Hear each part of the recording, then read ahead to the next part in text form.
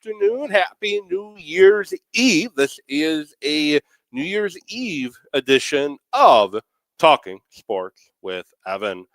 I'm your host, Evan Witalis, and you can find the show live on Facebook and YouTube.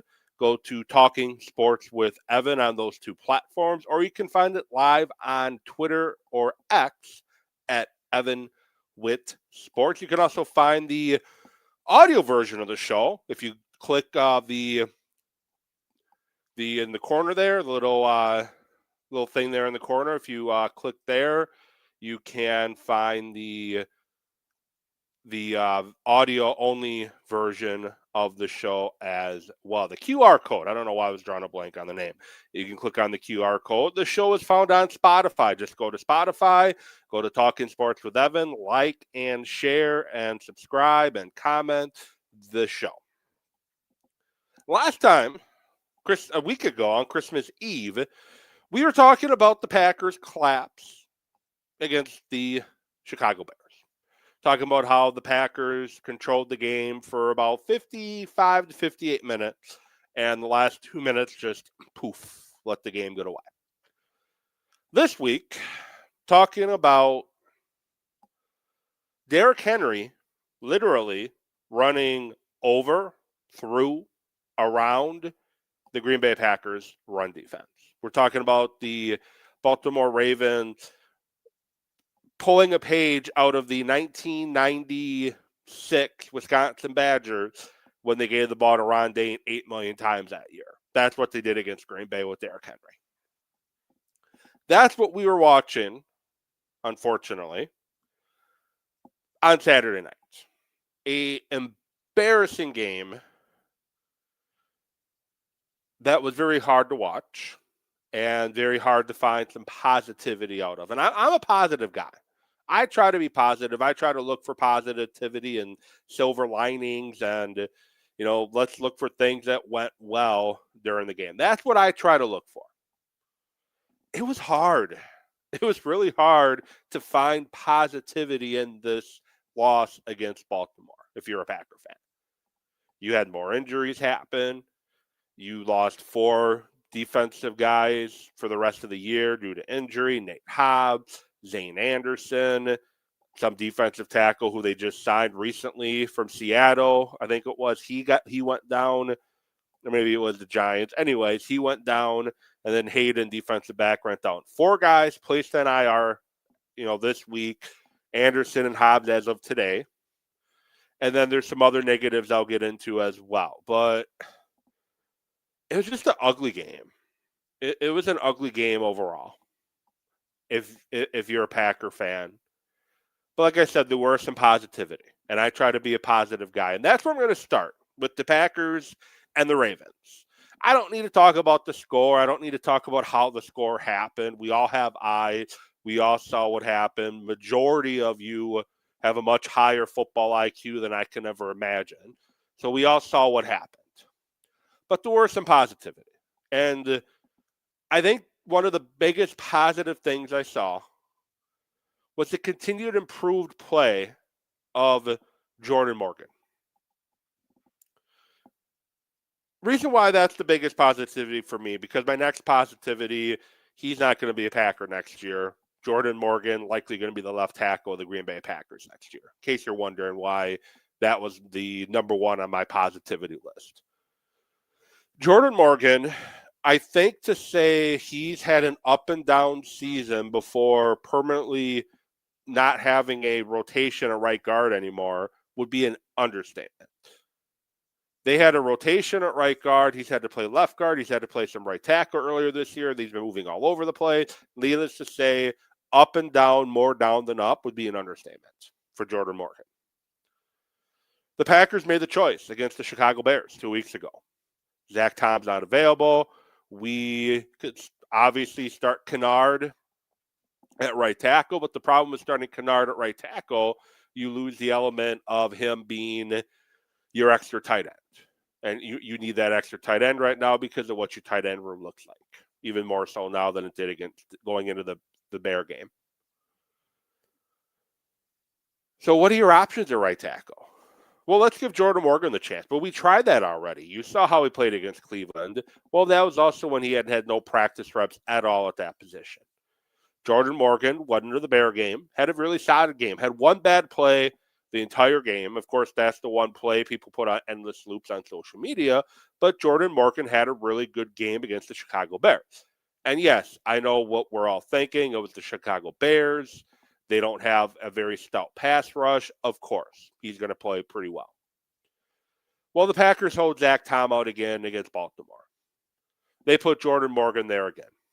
And if you're a Pro Football Focus fan, he's the highest rated offensive lineman on the team. He was the fourth highest rated offensive player on the team. He had another really good game at right tackle. He did well in run blocking, one of the few people in that game that did for the Packers. He did really well on pass protection. And the line, I think, did pretty well overall in pass protection. They just can't run block. But Jordan Morgan played really well against the Baltimore Ravens.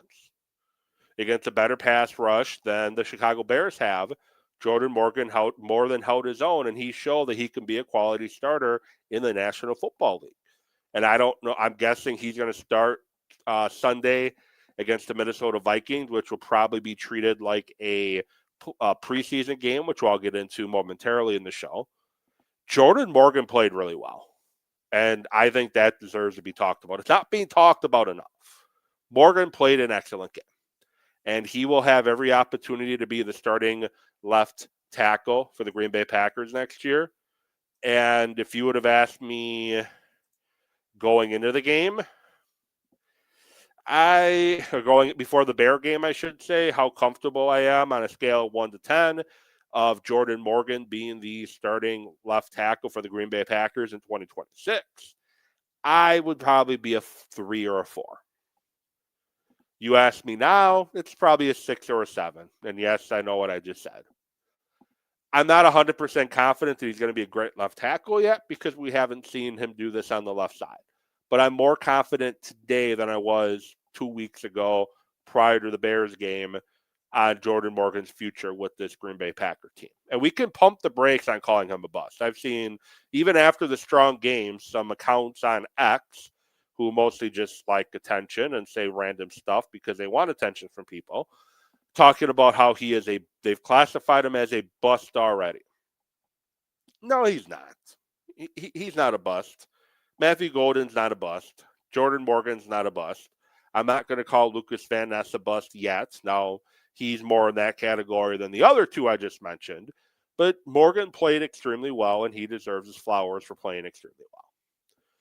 We'll see what he does against a better pass rush of the Minnesota Vikings. That's going to be a big test for him. The Minnesota Vikings have a very good pass rush. They have a pretty good defensive ends who can put some pressure on you. And we'll see. I don't know if he's going to be left side or right side against the Vikings. I just know he's going to be starting and probably playing a lot. It'd be interesting to see how he does and how he holds up going up against a Brian Flores defense. One of the other guys who deserves mad props for his game is Malik Willis. Malik Willis gets to start against Baltimore, and he is just incredible, pushing the ball down the field. 2 beautiful deep balls, one to Romeo Doubs, the very next one to Christian Watson on the first drive of the game, and he pushed the ball down the field fairly well. Jaden Reed had a nice catch. Watson ended up with 4 or 5 catches for over 100 yards. Malik Willis was in control of this game. He did it both with his feet, with his legs. He just did it extremely well until that shoulder gave out. And I tip my hat to him. He could have said, hey, my shoulder's too hurt. I don't think I can go. He easily could have done that, but he went out and had the game of his life against Baltimore. 95 was his Pro Football Focus score, if that's something you look at. One of the highest rated, if not the highest rated scores of the season, I believe. Jordan Love has hit the 90s 3 times, highest being a 93.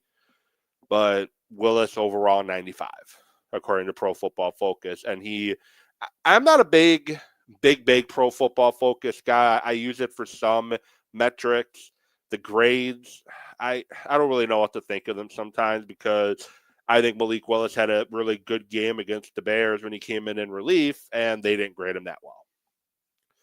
But so I don't really know what to think sometimes of Pro Football Focus. But I think Malik Willis played a great game, and I think he earned himself some money going into the offseason. And it's unfortunate that that will not be in Green Bay as the backup quarterback, because he deserves a chance to start, and that's just not going to happen in Green Bay. Jordan Love is the starting quarterback in Green Bay. And it's not just because of the money.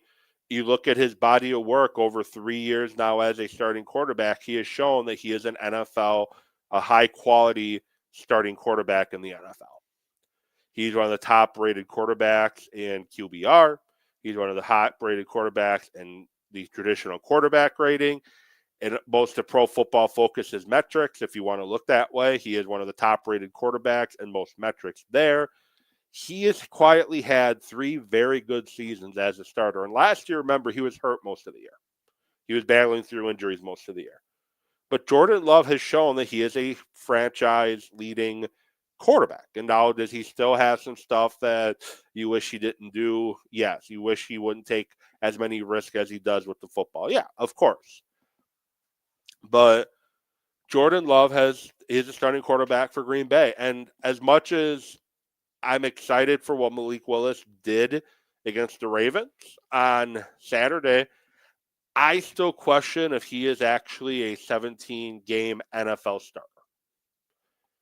He does really well in spot starts, but how's he going to do? And he's not going to play likely against the Vikings. It's going to be Tune and Desmond Ridder show.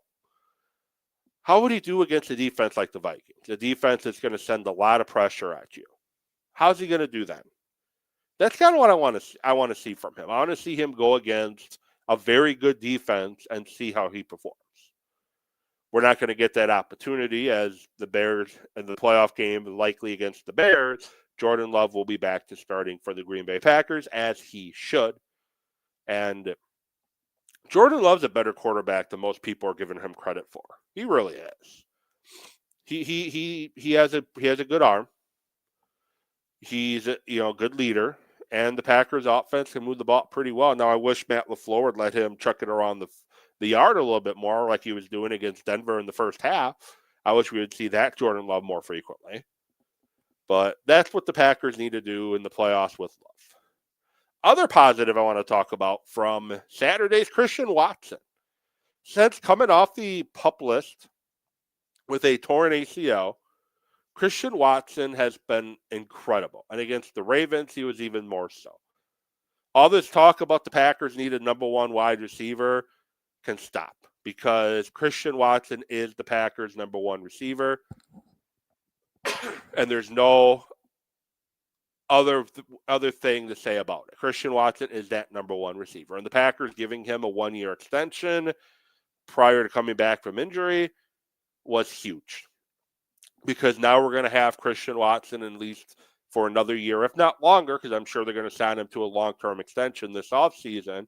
Another season of Christian Watson playing wide receiver for the Green Bay Packers, and likely for the foreseeable future. He's the other positive. His hands continue to have gotten better. His routes have gotten better. His speed and athleticism are still extremely dangerous. And he just continues to show why he, to me, is a number 1 wide receiver. Some negatives. Where do I start and how much time do I have? Shoot.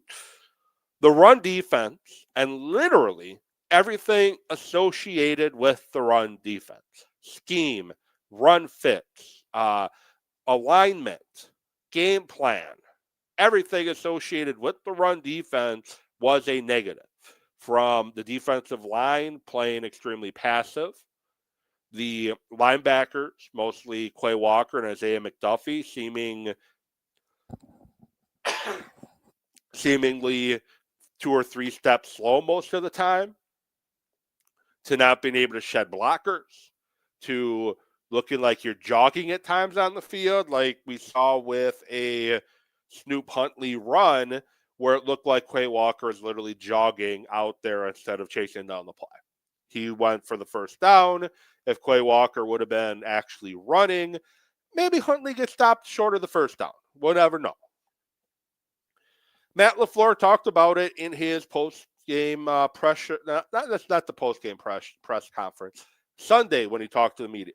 He talked about after watching the film, there were numerous times of guys not lined up correctly, guys flowing the wrong way, guys not doing the right stunts or twists, guys not blitzing correctly. A lot of things you don't want to see in week 16, week 17 of an NFL season. That's crap that you work out in the preseason. Why are we seeing this towards the end of the year? Well, part of it's injuries. Without Devontae Wyatt, without Micah Parsons, you have guys playing that typically don't play as much as they're being asked to do. But here's the thing. You got to stay ready. You got to be ready to play no matter what. You better be ready to play no matter what. There's a lot of injuries in the NFL each and every year, and you have to be ready to be the next man up. And unfortunately for the Packers, it didn't look like any of the defensive linemen were ready or willing to take on an expanded role. The roster depth, another negative. The fact that we're playing the equivalent of me pretty much on that defensive line is embarrassing. And then the injuries. Talked about Zane Anderson, talked about Nate Hobbs, talked about the D lineman. I can't remember his name, but it sucks that he got hurt, but the player wasn't important, but it was just another body that got hurt. And then Haddon, defensive back, who I thought showed some promise in limited snaps, but he's unfortunately going to miss the rest of the year too with a leg injury. Ouch is all I can say about that game. Ouch. Well, the Packers do have a game coming up on Sunday to close out the 2025 regular season. The first Sunday of 2026, the Packers are going to Minnesota to play the Minnesota Vikings in what's likely going to be a glorified preseason game. As the Packers did sign Desmond Ridder to the practice squad today, they signed Clayton Tune to the active roster today. Two signs that we're not going to see Malik Willis and we're not going to see Jordan Love at all against the Minnesota Vikings. And I guess the question is it a good thing to rest so many guys? Because they can only rest so many with all the injuries, first of all. But is it appropriate to rest so many guys being on a 3-game losing streak going into the playoffs? And normally I would say no. But just knowing the injuries the Packers have had and looking how last year went to close out the regular season, where you lost Christian Watson, you lost Malik Willis, and you lost Jordan Love pretty much all in the same game. Malik Willis, I think, finished the game, but he got banged up in that game too. You definitely don't want to lose any more of your core guys. You've already lost Tucker Kraft. You've already lost Micah Parsons. You've already lost Devontae Wyatt. You've already lost this person. You've already lost that person. The list goes on who the Packers have lost. You don't want to lose any more. And if you play them against the Vikings, you're going to potentially not have them in the wild card round against the Chicago Bears. So I don't have a problem resting guys, resting Love, resting Willis, resting Watson, resting Zach Tom. I don't have a problem resting Josh Jacobs. I don't have a problem with resting any of those guys. I think there's some guys that have to play, especially on the defensive side after the way they played. But offensively, just get through the game as injury-free as you can, and let's not lose any more bodies. You can't afford to. I have no expectations for Sunday. I have literally zero expectations for Sunday. I'm going to treat it like I'm watching the last preseason game of the year. If the Packers win, great. If they don't win, I don't really care. Like, I'm not going to get worked up over a game that's a glorified preseason game. Next tough topic to talk about. For the third year in a row, the Green Bay Packers are going into the playoffs as the 7th seed. So, yes, I hear that if it wasn't for the 7th seed, the Packers would now be on a 4-year streak of missing the playoffs. Because you remember 2022, Aaron Rodgers last year, they missed the playoffs, losing the last game of the season. you're right. They wouldn't be in the playoffs this year if it wasn't for the 7th seed. They wouldn't be in the playoffs last year if it wasn't for the 7th seed, and they wouldn't be in the playoffs the year before that if it wasn't for the 7th seed. But let's not take away from just how good the Packers actually were last year. They won 11 games.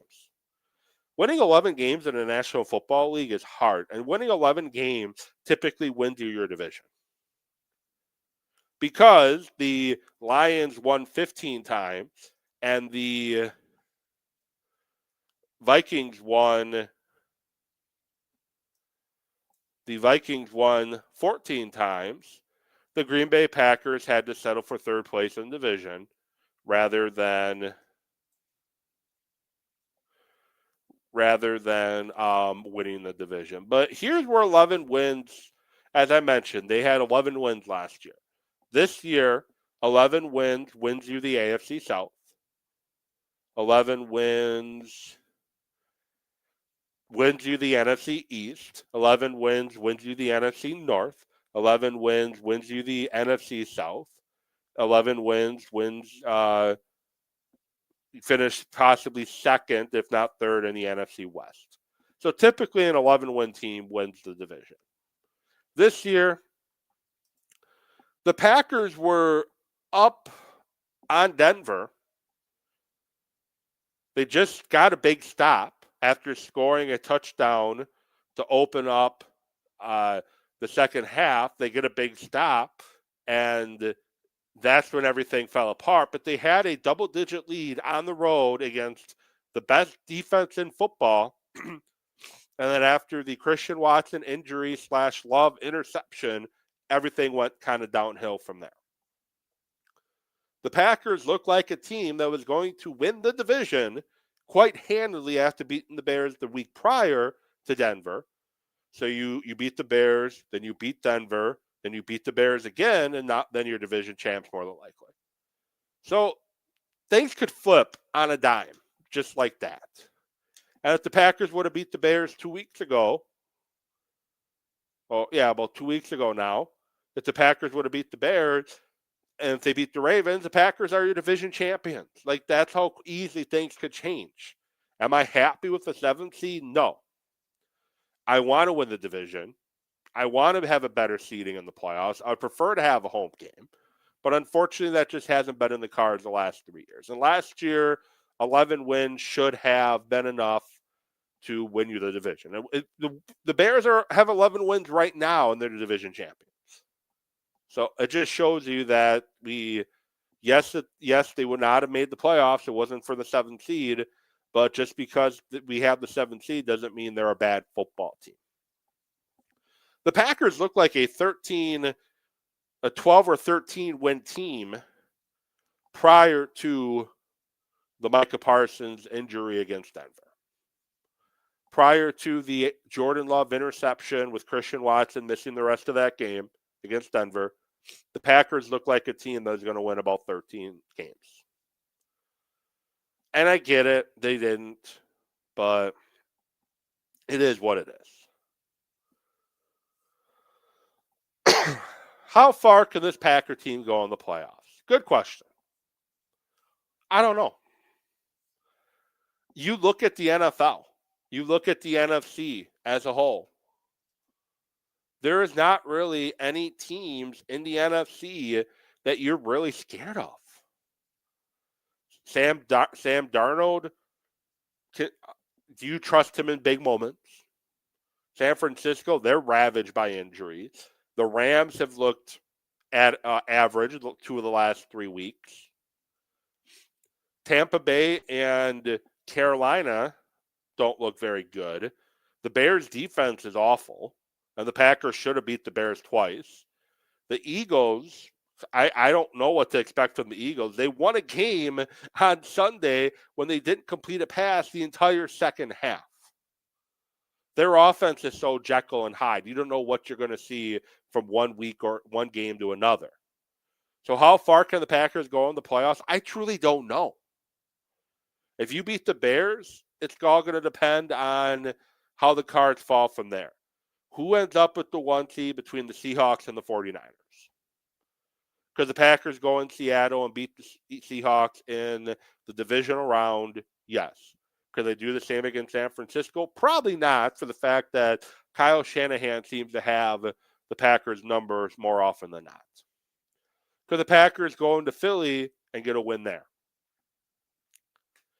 It depends on what Philadelphia team shows up, to be quite blunt. So I think they're going to win against the Bears in the wild card round and probably lose in the divisional round.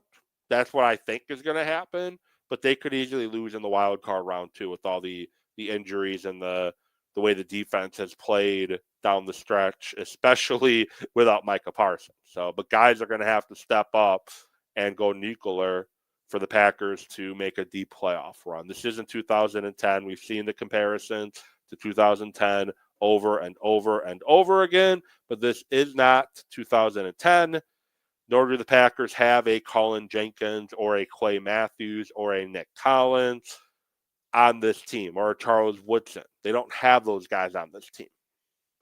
They had Micah Parsons and a Xavier McKinney, and now they only have Xavier McKinney. Well, they do have Diggs now from the Cowboys, which they needed to sign him. Like, I get he hasn't had that great of a year this year, but at the end of the day, you had to sign Diggs. You are an injury or two away in the defensive backfield from going with a random fan at the pro shop playing cornerback 1 in the playoffs. We've seen what having to play, I almost said Detroit guy on. He was a defensive lineman. He had to play guard, but anyways, we already seen what happened when we have a random defensive back having to cover Julio Jones in the NFC Championship game. Gunter, I think it was Gunter. We saw what happened with him trying to cover Julio Jones in an NFC Championship game. It wasn't pretty. We've seen what happens. We don't need some random fan from the pro shop buying a cheesehead going out covering DJ Moore in the first round of the playoffs. Hence why signing Diggs was important. Yes, he hasn't been very good, but he's a veteran.